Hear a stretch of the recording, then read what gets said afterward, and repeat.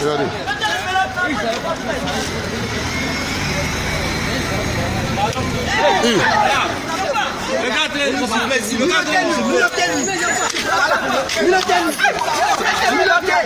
Mais attends, lui, là, maintenant, il a quel problème?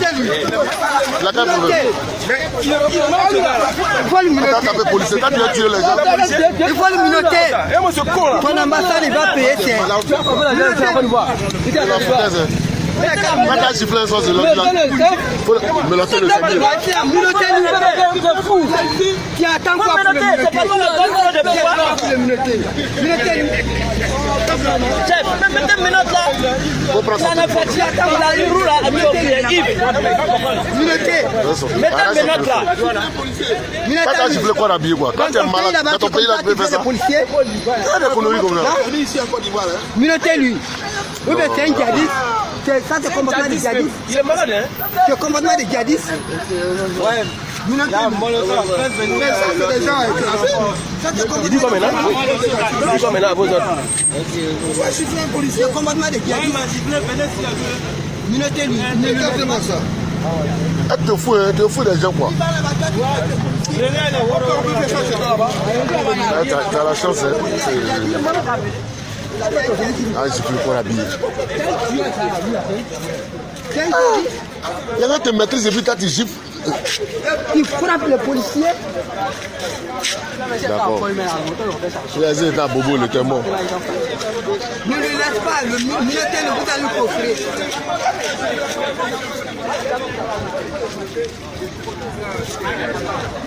Nous, on est témoins. Quand tu gifles quelqu'un en tenue, tu le gifles. Monsieur, descendez. Monsieur, descendez. Il refuse de descendre.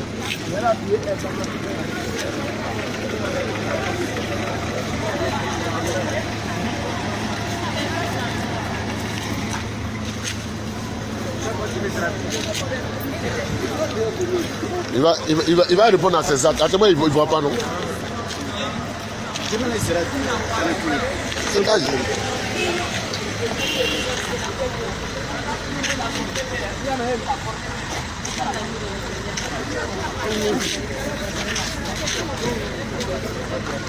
Ouais, les gars, quand on va. En tout cas, c'est drôle parce que l'alcool, la main, à longtemps, mais c'est sorti de corps. Wouh! Aïe, mais c'est quoi ils sont en train de faire là? Hey! Donne-nous maintenant, ils sont en train de nous frapper comme ça. Il va tuer les Yongo là. Mais putain! Wouh! Mais les Libanais sont des brutes, quoi. Aïe! Les Libanais sont des brutes d'un vieux monsieur comme ça. Hey! Attends, Oh, il voulait pas sortir. Urgent. Ça se passe à San Pedro. Une jeune fille a été tuée par un vieux Libanais à San Pedro. En dimanche le 24 et lundi le 25 heures. La fille, elle est quittée jusqu'à dans l'immeuble en haut là-bas. Et puis elle est tombée. Elle s'appelait Mariam. Elle était femme de ménage chez eux là-bas. Elle a été violée. Et puis son frère s'appelle Ousmane. Son frère s'appelle Ousmane. Et c'est grâce à lui, la fille, elle est quittée. Je sais pas, elle est quittée où bon. Je me rappelle plus. Elle est partie à San Pedro. Les gars, vraiment, ceux-là, ils sont terribles. Ces Libanais là. Quand on va parler, c'est comme si tu es en train de parler en général. Mais, de toute façon, donc, on peut parler même la majorité. Mais même ça fait presque 4 mois aujourd'hui en Guinée. Ils ont fait pousser une fille. En Guinée, pays de Mamadou Doumbia, ils ont fait pousser une fille. Elle est tombée. Et ça aussi, je peux envoyer toutes les vidéos même et puis photos. Je peux envoyer tout. En Guinée, ça fait presque 4 ou 5 mois comme ça. Ils ont fait, c'est Libanais aussi qui a fait ça en Guinée. Arrêtez ça là. Ce que vous ne faites pas chez vous là. Faut pas vous aller partir chez les gens pour faire ça. Quand tu vas parler maintenant, non, tu es raciste, c'est rentré ici, c'est sorti là-bas. Les gens sont xénophobes. Vous les Libanais qui êtes là, vous êtes bien là. Conseillez vos frères. filmer même. Vas-y. On va filmer, pourquoi? On attendait que tu viennes. Attends, tu vas le tuer. Voilà, on est en engrais. À la 8e tranche. À côté de la pharmacie à Zaon. Voici ce que les Libanais font en Côte d'Ivoire. Après Abidjan, tu viens tirer. Regardez. Toi, tu... Regardez. Voilà ce qui se passe ici. Un Libanais qui vient tirer sur nous, notre frère ici. On peut faire ça au Liban. Yadi, on peut faire ça au Liban. On peut faire ça au Liban. Yadi, on peut faire ça au Liban. Maudit là. Regardez ce qui se passe ici. On peut faire ça à un Libanais là-bas. Hein? On peut faire ça chez vous là-bas. Bâtard là. Même si tu as volé. Mais là, c'est chez toi. Sauvage là. Il n'y a pas à faire de calmer. Il n'y a pas quelqu'un qui est énervé que moi. Si tu vois que si tu t'es abaissé rapidement, il n'y a pas quelqu'un qui est énervé que moi. On va régler ça. Pas ça là. En tout cas, on va appeler le problème. C'est pas ça là. Hein? Abidjan. On peut balancer. Vous êtes trop tiré sur les gens. On te connaît. On te connaît. On te connaît. Hein? Vous croyez tout permis. Vous croyez tout permis. Vous croyez tout permis, non? Il va rien tirer sur les Libanais comme ça là-bas. Maudit là. Vous pensez pas tirer sur les gens, c'est trop ménage. Je vous comprends. Je reviens encore. Moi, je ne vais pas. Cette histoire des Libanais là, il n'y a pas laissé. Hein. Je vous jure qu'il n'y a pas laissé. Parce qu'il a fait des services qui étaient là, je sais ouais, que ça c'est déjà un combat, ça c'est déjà fini.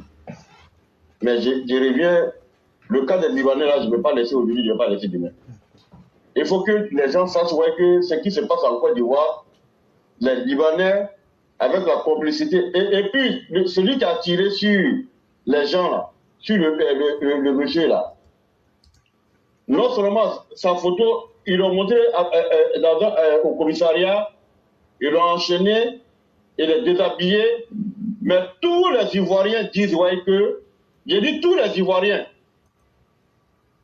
disent que ce gars-là, qui sera relâché. Voilà ce que les Ivoiriens pensent aujourd'hui des autorités judiciaires de la Côte d'Ivoire, des commissaires de Côte d'Ivoire, des commandants de gendarmerie de Côte d'Ivoire. Voilà ce que les Ivoiriens pensent de vous. Les Ivoiriens disent, le Libanais qui a tiré sur l'Ivoirien là, parce qu'il devait lui faire un passeport frauduleux, il ne l'a pas fait. Il a failli l'assassiner en sortant une arme à feu et tirer. Les Ivoiriens disent que les autorités judiciaires, là, le commissaire de police, le commandant de gendarmerie et tout ce qui suit, que le bâtard là, que vous allez le libérer. Voilà ce que les Ivoiriens pensent de vous. Est-ce que c'est faux?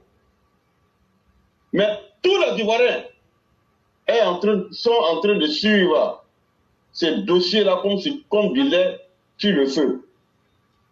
Il y a un jeune influenceur aujourd'hui qui s'est débarqué de tous les autres blogueurs qui fait les émissions comme il se doit, c'est Stony. Et quand il finit de faire ses interventions, il a plus de 500 000 vues à moins d'un jour. Donc, ce qui se passe sur la toile là, vous les autorités là, vous savez, vous êtes au courant de ce qui se passe. Les Libanais abusent de nos frères dans les entreprises. Et il y a quelques semaines, à Yopougon, il y a le mur de l'entreprise d'un Libanais qui est tombé sur les employés. Il y en a même qui ont eu les pieds fracturés, il y a certains qui sont morts. Ceux qui ont eu les pieds fracturés là, qui sont devenus des handicapés à vie là, le Libanais est en train de les tourner en bourri parce que tout simplement, comme je le disais hier, les employés sont dans les entreprises libanaises en train de travailler comme des moutons. Ils n'ont aucune couverture de maladie d'assurance. Ça c'est un. L'année suivante passée encore, où vers la fin de 2019, il y a un jeune Ivoirien qui travaillait dans une entreprise, ça c'était les Indiens.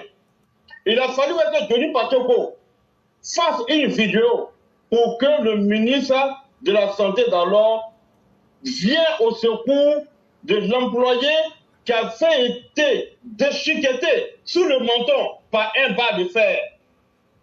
C'est pas allé quelque part.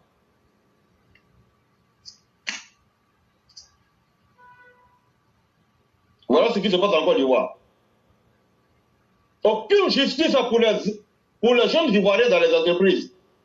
Aucun regard, aucun contrôle de la manière que les Libanais exploitent nos parents dans leur propre pays. J'étais en train de parler du SMIC hier, il y a un frère qui ne m'a pas compris. Le salaire, c'est vrai, le président a augmenté le salaire des fonctionnaires. Mais la Côte d'Ivoire n'est pas considérée uniquement que des fonctionnaires. Ceux qui font bouger l'économie d'une nation en réalité, c'est la classe prolétaire. Ceux qui ont des petits pouvoirs d'achat là, c'est eux qui font tourner l'économie. Et j'ai dit que les 75 000 francs de SMIC là, ce n'est rien dans la vie aujourd'hui, partout dans le monde entier là. 75 000 francs CFA là, ce n'est rien du tout. Et que ceux qui travaillent là, comme des ouvriers, on doit bien les payer. Aux États-Unis ici, c'est la main-d'œuvre qui coûte cher. En Afrique, notre main-d'œuvre coûte moins cher. C'est vrai, mais il y a un barème. Tu ne peux pas employer quelqu'un ici et lui donner en dessous de ce que tu dois lui payer normalement. Et c'est ce qui se passe en Côte d'Ivoire. Quand le gouvernement a fixé le SMIC à 75 000, mais les manœuvres qui vont travailler dans les entreprises qui font tourner les zones industrielles 24 hours, 24 heures sur 24, ces entreprises-là engagent des milliards et des milliards de bénéfices par an. Mais ceux qui font tourner ces entreprises-là n'ont pas le minimum. Donc, normalement, comme ils n'ont pas un contrat à durée déterminée, on doit les payer au minimum là, 10 000 francs par jour. Quelqu'un qui est payé à 2 000 ou à 3 000. Et puis, ce qui est malheureux, écoutez ce chroniqueur sportif, quelque chose de Gourou, qui est toujours sur la 3, avec Salé Demandé. Lorsque Salé Demandé lui dit que les joueurs locaux là, qui sont mal payés, Jacques Gourou lui dit que le SMIC est fixé à 75 000. Et que si on paye les joueurs à 150 000, qu'est-ce que la fédération est en train de faire un effort? Vous voyez cet amalgame? En France, par exemple, le SMIC est combien? 1 200 €, je crois. Qu'un citoyen français doit avoir comme minimum accompagné de l'aide sociale du gouvernement. Mais un joueur qui joue à Nantes ou qui joue à Paris Saint-Germain est payé à plus de 400 000 € par mois. C'est pas parce qu'on a fixé le SMIC à 75 000 que les entreprises libanaises doivent payer nos frères à 30 000 ou à 40 000 ou à 75 000 francs par mois. Il faut clarifier les choses. Ce que je dis, et cela va dans l'intérêt de tout le monde. Ceux qui travaillent dans ces entreprises-là, le minimum qu'on doit les payer là, c'est au moins 10 000. Et j'ai dit, les grandes infrastructures que le président Ouattara est en train de mettre en œuvre, c'est pour que les jeunes aient du boulot et à la fin de la journée, à la fin de ce contrat-là, ces jeunes puissent se prendre en charge.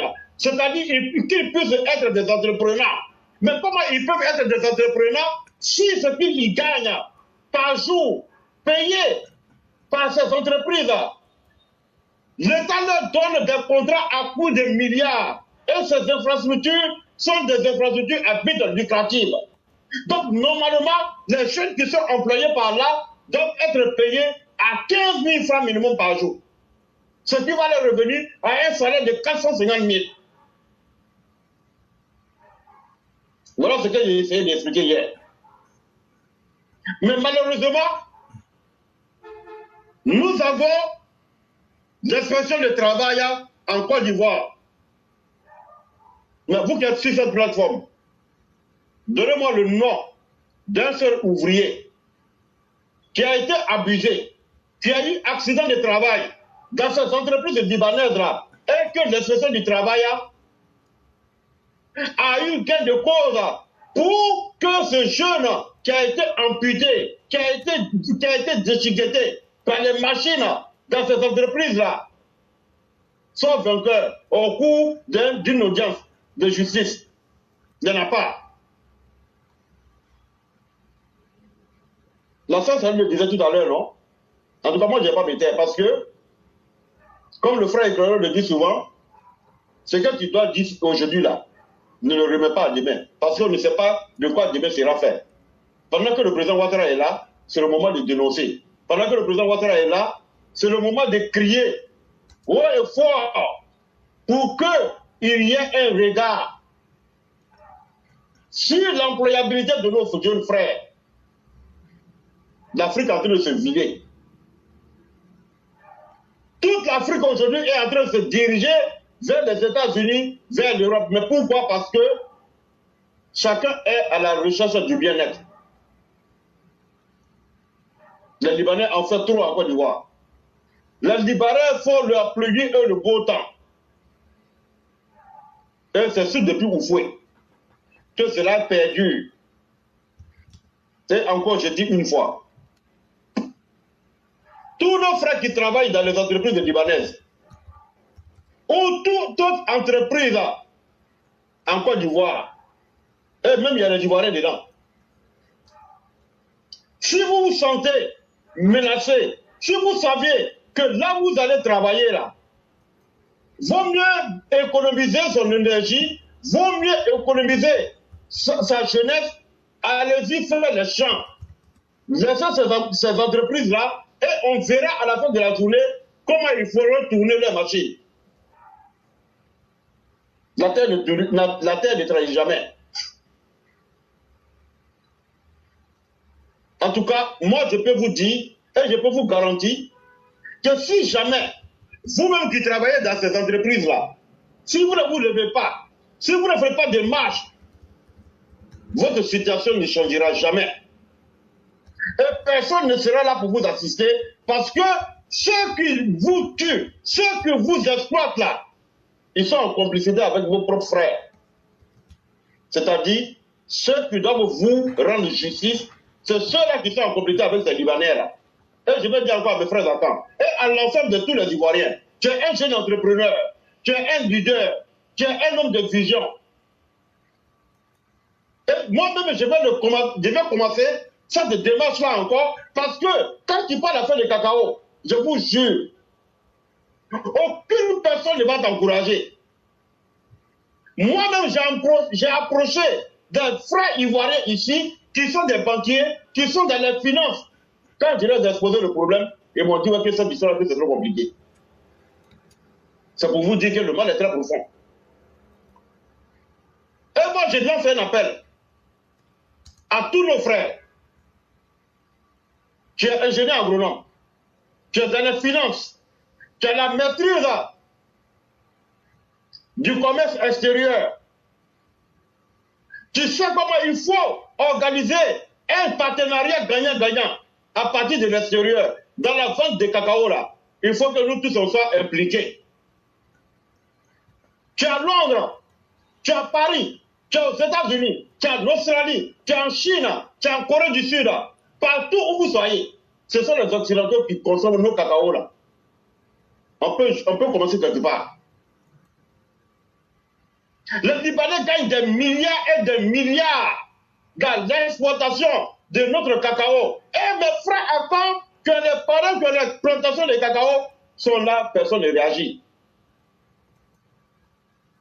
Montrez-moi un seul Libanais et je vais vous donner un exemple. Et vous allez partir vérifier. Ces acheteurs de cacao libanais, ceux qui achètent nos cacao au Liban, pardon, en Côte d'Ivoire, ces Libanais là, donnez-moi le nom d'un seul qui a fait don au ministère de la Défense ou à la police, le matériel roulant, les voitures et autres. Aucun d'entre eux ne le fait. Mais il y a un jeune Ivoirien qui vient de la région de Apangourou, et dans sa coopérative, il est vendeur, il est exportateur de cacao. Il a fait un don de 500 millions de matériel roulant à Télé Brahima Ouattara. Ça a été filmé. Lui seul, hein, si lui seul, sa coopérative fait un don de matériel roulant de 500 millions au ministère de la Défense, vous imaginez quel est le profit que sa coopérative engrange par an? Il est le seul. Et s'il y a 10 Ivoiriens, il y a 100 Ivoiriens, vous verrez oui, que notre nation sera prospère. On va créer de l'emploi pour nos frères. On va créer de l'emploi pour nos sœurs. On va créer de l'emploi à toute la jeunesse ivoirienne. Le cacao seulement.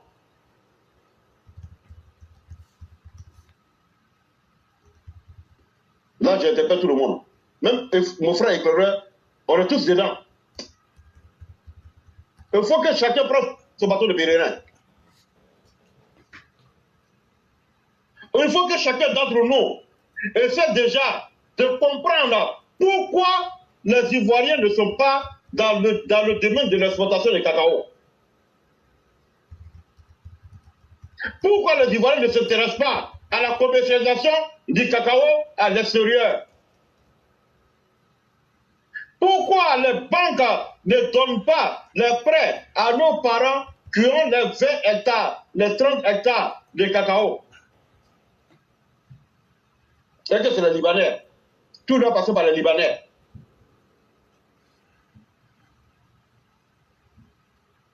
Et ça n'inquiète personne.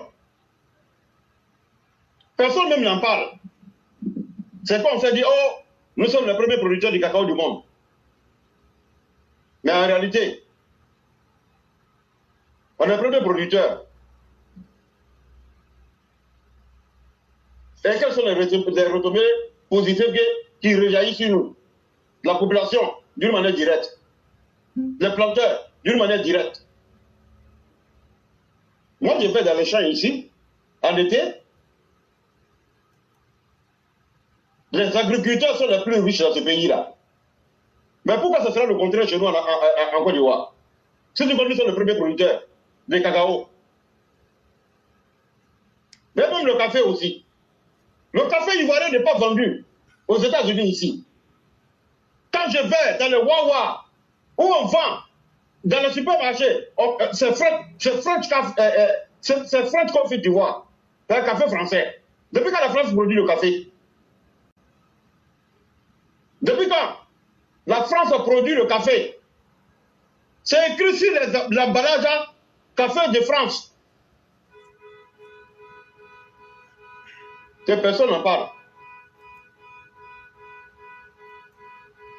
Quand on sort aussi, c'est pour faire des... Moi, je vous ai dit, à chaque fois que je suis sorti de la Côte d'Ivoire et que je vais partout, je fais toujours des prospections. Les Ivoiriens ne s'en rendent même pas compte.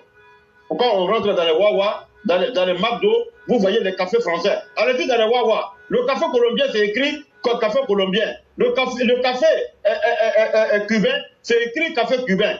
Mais quand les autres là, ce qui est produit, manufacturé par la France, c'est écrit café de France.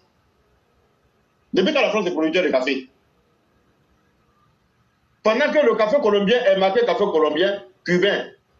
Partout où vient le café là, l'origine là c'est écrit sur les emballages. Mais je n'ai pas vu café Côte d'Ivoire. Aux États-Unis ici.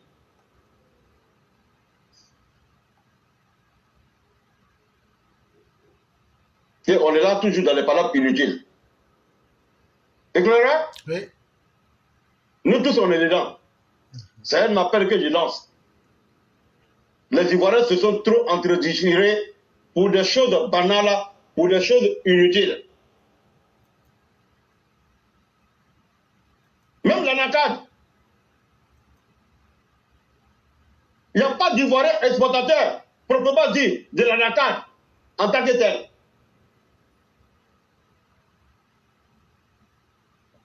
Même la mangue.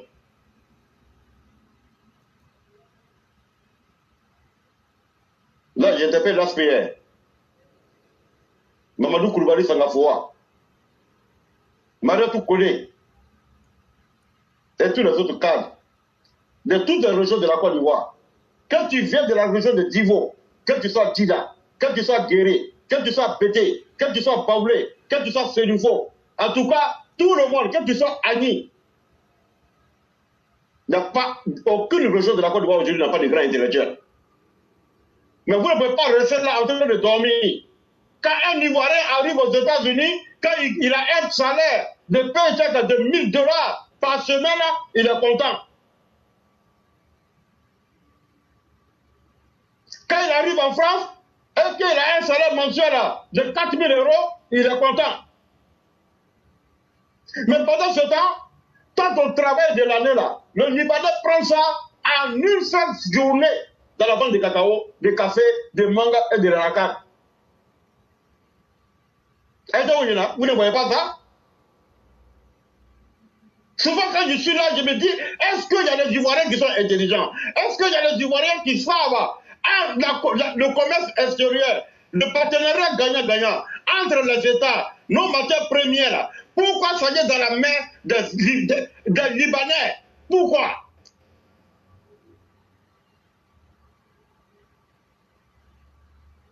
Le président a ouvert un bureau économique ici, mais c'est l'inverse. L'ambassadeur Eza Kamara cherche des investisseurs américains, canadiens, mexicains pour les envoyer en Côte d'Ivoire pour aller investir. Mais pourquoi on ne peut pas prendre aussi des jeunes Ivoiriens, des jeunes leaders ivoiriens, des entrepreneurs ivoiriens de la Côte d'Ivoire vers l'Europe, les États-Unis, le Mexique, le Brésil, pour créer des coopérations gagnant-gagnant. Les jeunes Ivoiriens parlent toutes les langues aujourd'hui. Pourquoi on ne peut pas faire la même chose?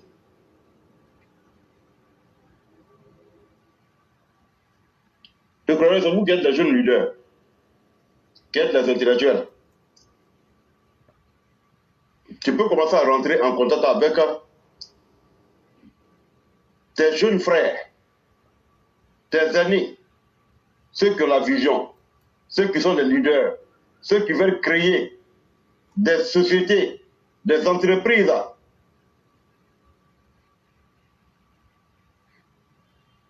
Pour que demain, les jeunes Ivoiriens profitent de nos matières premières. Nous avons aujourd'hui, les sœurs Sali, les mères Aki, les mamans Fiona Akishi Moye, Olivia Pop, vous tous, tout le monde est concerné. Et ceux qui ont les grands enfants, commencez à montrer l'intérêt de vos pays d'origine, les matières premières. Ces enfants-là, ils ne seront pas complexés. Ce ne sont pas les enfants complexés, c'est les enfants qui peuvent discuter à tête égale avec leurs partenaires américains, européens, parce qu'ils ont grandi dans le même système, ils sont allés dans les mêmes écoles. Et ces enfants-là aujourd'hui, à partir de l'âge du 9 ans, 20 ans, ils savent comment le monde tourne. Là, aujourd'hui, je lance l'appel à tout le monde. Il n'y a pas assez de PPACI, il n'y a pas assez de RDR, il n'y a pas assez de PDCI. Je parle de l'ensemble des Ivoiriens. Quand nous sommes en deuil là, tu ne vois pas les Libanais dans nos funérailles.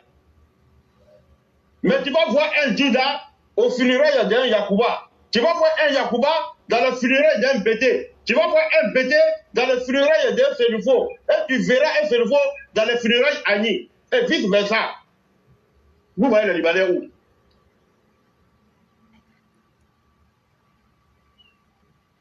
Et je pense que nous devons engager des marches pour que la chambre de commerce et d'industrie qui est en Côte d'Ivoire des Libanais là, ça doit être purement et simplement fermé. Parce que c'est du blanchiment d'argent. Toujours avec la complicité de nos banquiers.